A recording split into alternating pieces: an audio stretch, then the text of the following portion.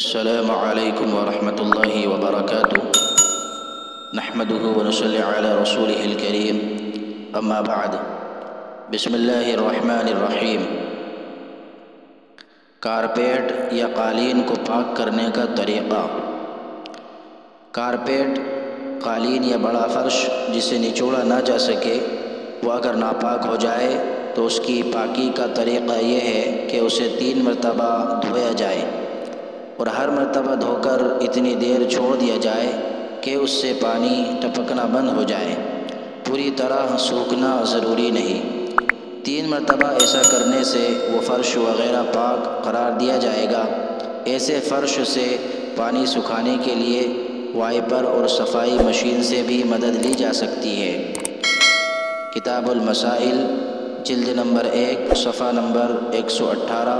فقط واللہ تعالی اعلم۔ السلام علیکم ورحمۃ اللہ وبرکاتہ۔